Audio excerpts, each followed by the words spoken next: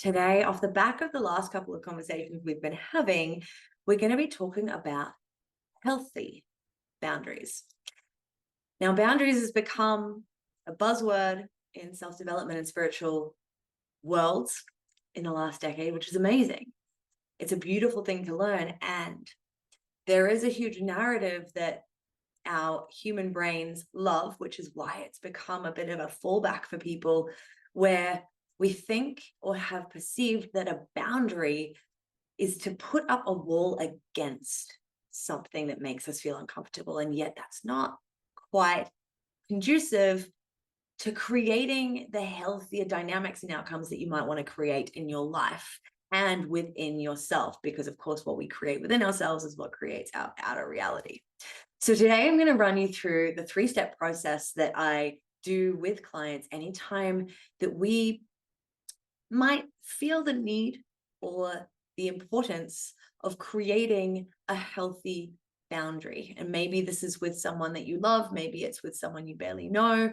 There are different dynamics at play here and when you would use this particular process. But let's dive in to number 1. How can we know when we need to put up a boundary or what even our boundaries are if we do not know ourselves? And the beauty of being alive in this particular time in history is that we get to figure that out. We're actually the first lot of generations ever that have actually had the time, the space, the awareness, the tools, the access to information to learn so much about who we are, where we've come from, who we could become, and design and decide that consciously than ever before in history. It is such a gift. Even if you're in the depths of challenge and struggle in your life right now, I want you to hear this. You are in the most blessed time to be alive when it comes to support around you. Will you choose to see it? And will you choose to decide who you're going to become and design the life that you ultimately would love? Because you can actually create it by starting there. Step 1 is, what do you actually want in life, in love, in health, in finances, in relationships, in work? Have you taken any time to really sit down and get clear on this? Or are you just in the throes of repeating a program that was passed on, or something that others expect of you, or something that you've been doing and it just doesn't light you up or make you feel like something you want to do for the next 30, 40, 50 years, right? Can you give yourself the time, create yourself the time, and utilize that time to get clear on this? And maybe even get clear and start asking, how am I going to get there? I'll give you a hint. It's learning from people who have done it. So much of the time, we have poor boundaries because we don't actually know who we are. We don't know who we want to be and where we really want to go. And therefore, we entertain all sorts of things and experiences and have these experiences that make us feel bad, uncomfortable. And then we might hear that we need to have boundaries, but it's kind of unhelpful information if we have no idea who we actually want to be. Now, when you know what you don't want, which is usually what life leads us through, a lot of learning what we don't want, and then you start to get clear on knowing what you do want specifically, and you're constantly spending time with that and fine-tuning that, it becomes quite obvious what's not in alignment with that path and what is. So you can actually recognize before it becomes a major problem. Now, I'm getting a little bit ahead of myself because that happens in time. However, there can be people in your life that you want to evolve with you and grow with you as you learn who you are, as you design this new life, and perhaps change quite a bit to become the version of yourself that creates the new life. And you can have anything. There is nothing that exists in your desires, in your mind, that you cannot fully manifest. Nothing. Hear that. Listen to that again. And so much of the time, we are unconsciously manifesting the things that we don't want because it's all that we're really giving our time and attention to. And then we have a little taste of what we do want, but we feel things that we don't want in that. We haven't gotten clear on how to actually get past the discomfort of moving through growing and change to become the person that we get to become and need to become in order to receive a better life experience, and communicate along the way with things that aren't in alignment, but doing so in a way that's not blocking, putting a wall up against, or making anything or anyone outside of us bad or wrong along the process. That is not healthy boundaries. That is avoidance. And you will never get to where you want to be by avoiding the discomfort that's arisen because of something that's happened in your external environment. And I tell you right now, when you start getting clearer on where you'd love to go, it's gonna get uncomfortable.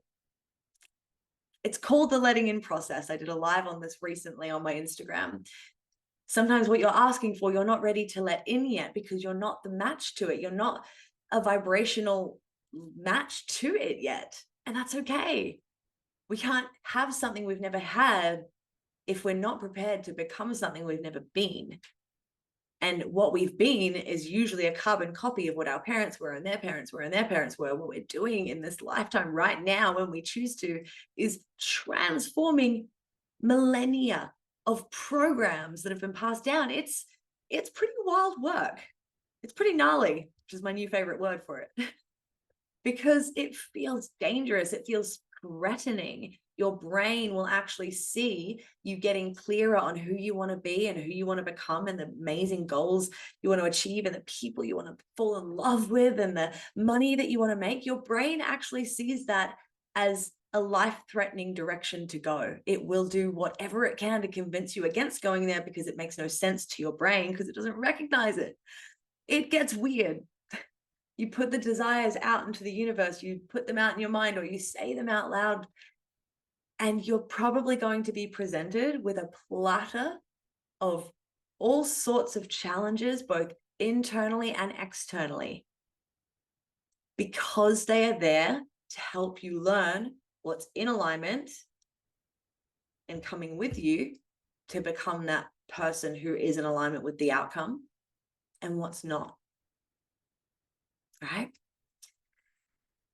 And so we get clear, step one. Step two is we want to communicate this to those who are important to you. Now, I've done a transmission in the past that I call the pregame. It's one of the first steps inside the Lovely Radical Academy. And this is a conversation that you can have in the beginning or at any time throughout your journey of whatever it is that you're wanting to call into your reality, to communicate this with those who are important to you. Because you're going to change, and change is not only going to be uncomfortable for you, but it's going to be uncomfortable and weird for those around you. And so if there are people that you would like to at least prepare for that and create almost a permission piece between you that things are going to get uncomfortable, what are we going to do to move through that together so that we can actually get me and all of us to this awesome outcome that I want to manifest for us? I say to do this in a case of first step one of pregame is getting clear. We've already done that in our boundary step one.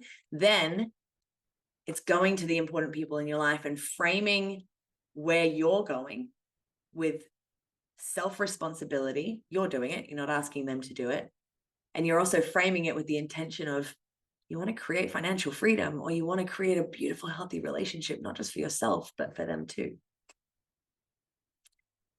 And then the third part of this is that you actually do it regardless of how they behave. You stand by the thing you said you want and the thing you said you want to become or be or do or have, regardless of how they behave to that change, to that shift. And the step 3 here is the same. It's actually follow through on what you said that you are, want to be, create, and become. Because when you tell people your intentions, your plans, your boundaries, and then you don't stand by them, or you get flaky or soft on the ownership of them, whether that's because you just get busy and life gets in the way and the letting in process gets a little bit much, that you put it on the back burner. I'll do it tomorrow. I'll do it next week. Maybe someone else will do it for me. Or the people that are important to you get uncomfortable or don't like your boundary. They don't like that you're changing. They don't like that you're choosing to stand in the value of what you said you wanted, even if that makes them uncomfortable or hurts them or doesn't make sense to them. When any of these happen, and then they will happen, which is why we do the pre-game conversation with those we love.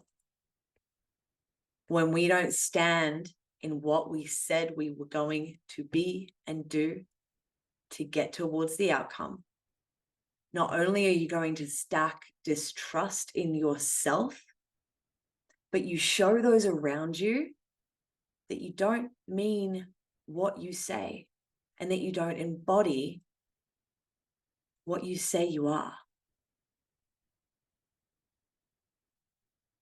No one else is supposed to be the change for us.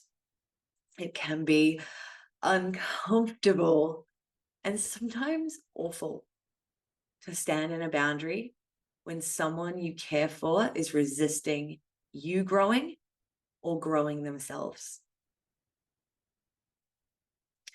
When someone wants you to stay the same. When someone acts up or tries to pull you back into the old habits and programs and behaviors. It can be hard to hold a boundary when the quick hit is right in front of you, when the comfort zone, the way you've been doing things, is right in front of you.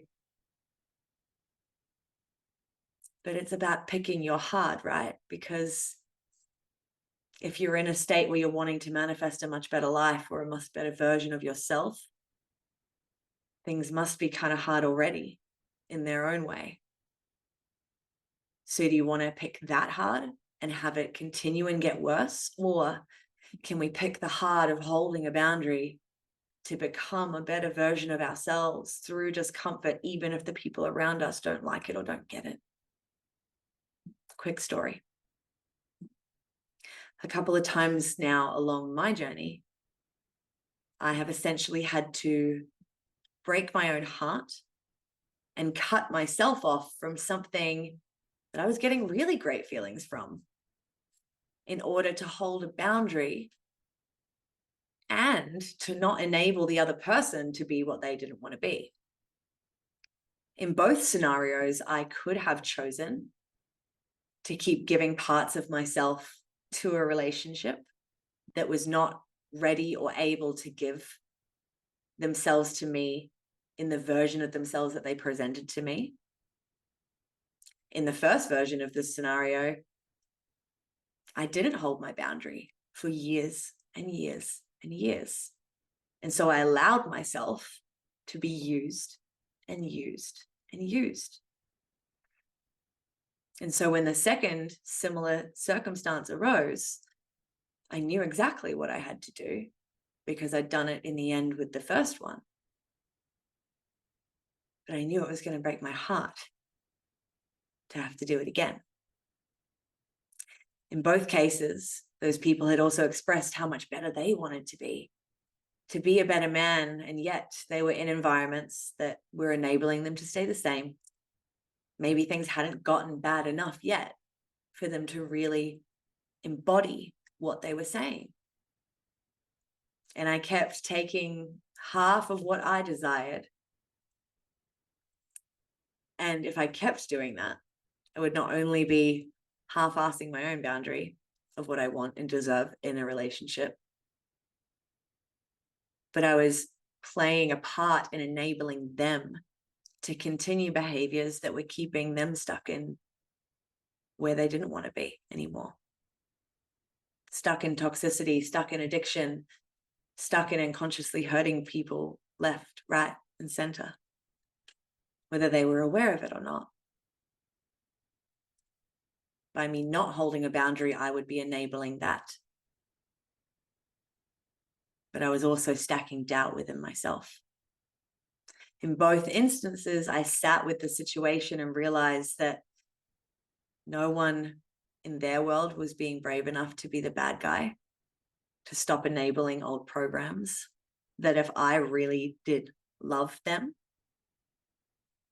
could I cut myself off with love, potentially be the bad guy in their story forever, and be the one to hold them to the projection of who they want to be from afar, even if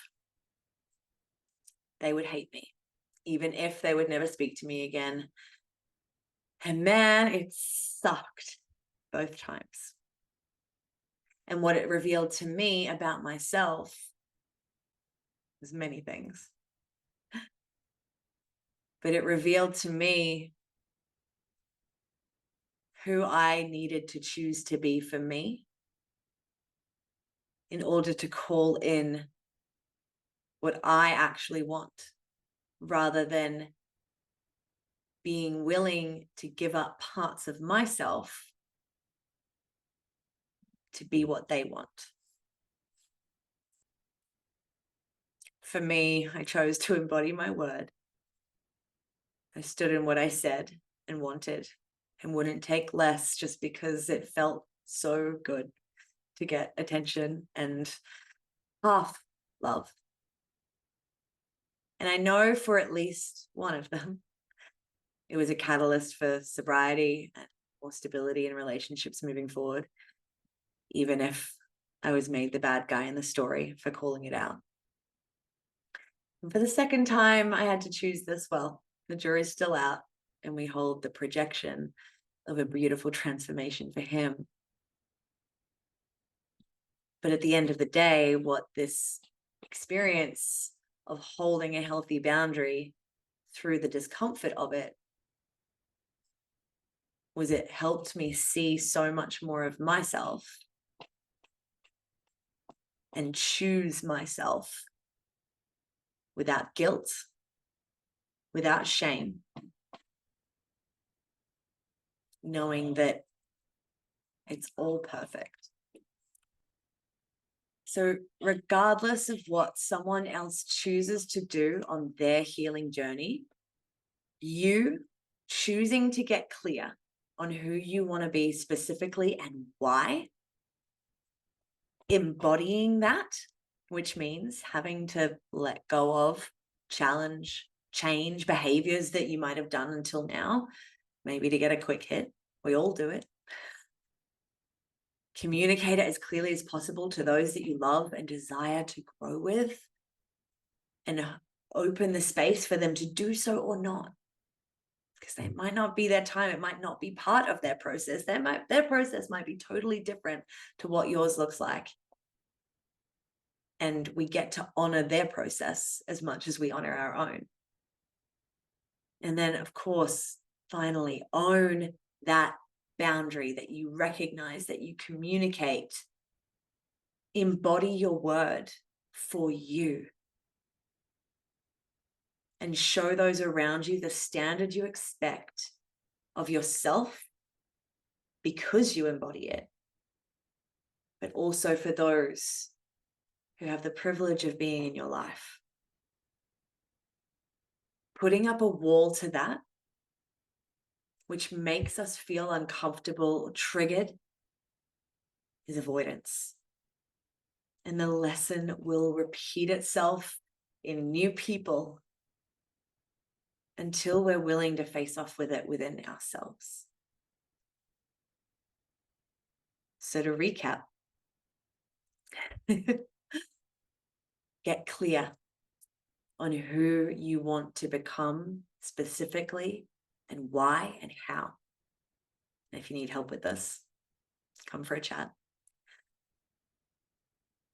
Communicate this with those in your life, those who you would love to come with you, but not from a space of help me to do this.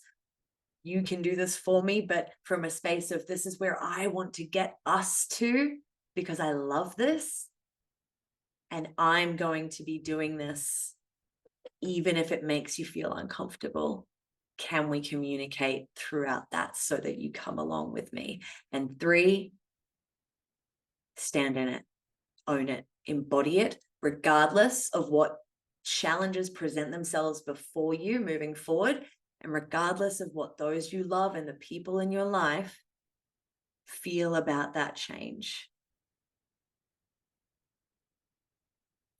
Choose to practice healthy boundaries instead of putting up a wall, and you will see your life transform in ways that are so phenomenal you haven't even accessed or potentially can even imagine. The freedom that comes only when you gain control of who you're being and becoming and move in that direction no matter what. Because becoming that highest version of yourself, and it will take time. It will be weird, but it will also be incredibly beautiful. Becoming that version of yourself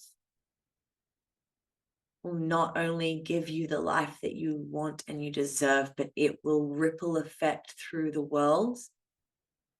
It will give permission pieces for others. It will guide others to heal, and it will lift so many, not just around you, but all through this reality. If you are on that path, if you are leaning in, if you are picking your heart in the direction of what you want, I honor you. I thank you. If you need any support in that process, you know where to find me. And I'll see you on the next one.